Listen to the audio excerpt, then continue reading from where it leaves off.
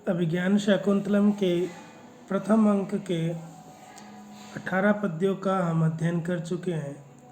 यहाँ तक राजा दुष्यंत आश्रम के पास पहुंचकर प्रियंवदा और शकुंतला के वार्तालाप को सुन रहा था। जब वो पौधों को जल दे रही थी, उस समय प्रियंवदा ने शकुंतला से कहा था कि आप इस मनुश्री का जो वृक्ष है, केसर का वृक्ष, इसके पास ही खड़ी रहो। तो उसने कहा क्यों? तो कहता है कि आप इसके पास अगर रुकती हो तो ऐसा लगता है कि यह वृक्ष अपनी नायिका से युक्त हो गया है, तुम लता जैसी लग रही हो, यानी कि यह अपनी नायिका को प्राप्त हो गया है। यहाँ तक हमने पढ़ा। इसके बाद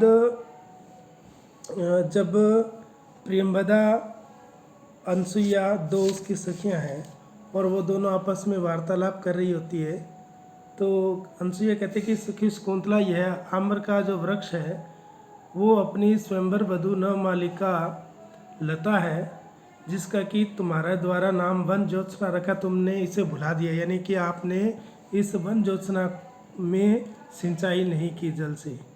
तो शकुंतला कहते यदि मैं इसे भूल गई तो अपने आप को ही भूल जाऊँ, यानी कि वह उससे बहुत स्नेह रखती थी, नवमालिका का जो है लता, और जिसका उन्होंने प्यार से नाम वन ज्योत्सना रखा हुआ था।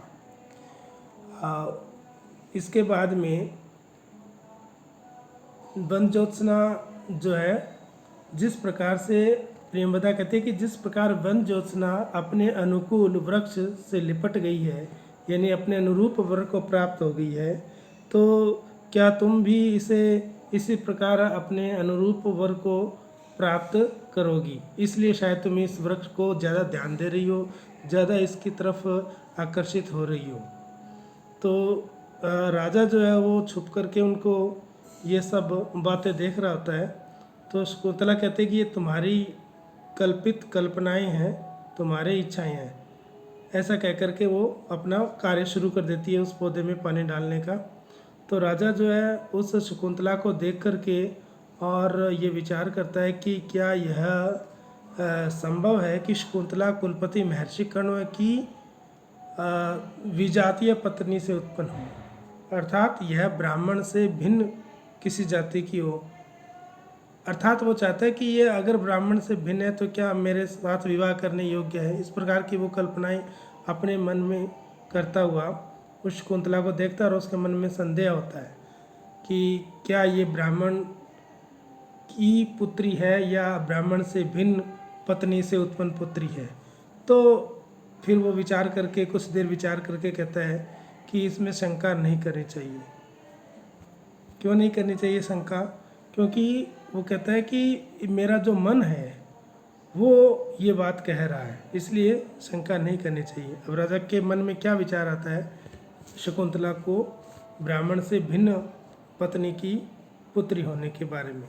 तो वो कहता है असंशयम क्षत्र परिग्रह क्षमा यद आर्यम अस्याम अभिलाषी में मनः सताम ही संदेह पदेषु वस्तुषु प्रमाणम अंतःकरणा प्रवर्तया।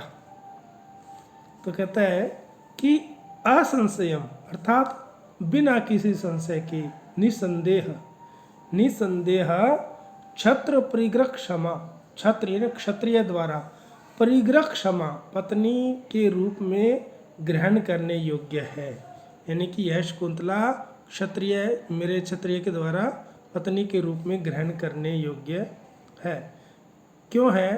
वो कहता है यत, क्योंकि अस्याम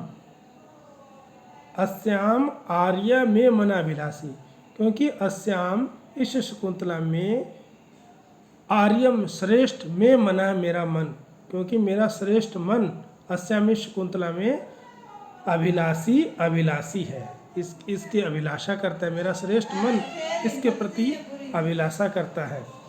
ही क्योंकि संदेह पदेषु वस्तुषु, कि संदेहास्पद जो वस्तुएं हैं, संदेह वाली बातें हैं, उनमें संदेहास्पद वस्तुओं में सताम सज्जनों का अंतःकरण प्रवृत्तिया, अंतःकरण की हृदय की जो प्रवृत्ति है वही प्रमाणम उन सज्जनों के लिए प्रमाण स्वरूप होती है। यानी कि सज्जनों को जब किसी बात में संदेह होता है तो उनका जो मन कहता है वो उसी मन को साक्षी मान करके उसी को अपना प्रमाण मानते हैं कि मेरा मन कह रहा है इसलिए इसमें संदेह नहीं करने चाहिए। तो यहाँ पर राजा दुष्यंत अपने आप को, अपने मन को, अपने आप को सज्जन मानता है और अपने मन को श्रेष्ठ मानता है, इसलिए कहता है कि इसमें ज़्यादा संदेह नहीं करना चाहिए, क्योंकि संदेहास्पद विषयों में सज्जनों की सत्ताम अंतःकरण प्रवृत्ति है। सज्जनों की जो अंतःकरण की, मन की जो मनोवृत्तियाँ हैं वो ही निर्णय करती है कि क्या करना चाहिए क्या नहीं करना चाहिए।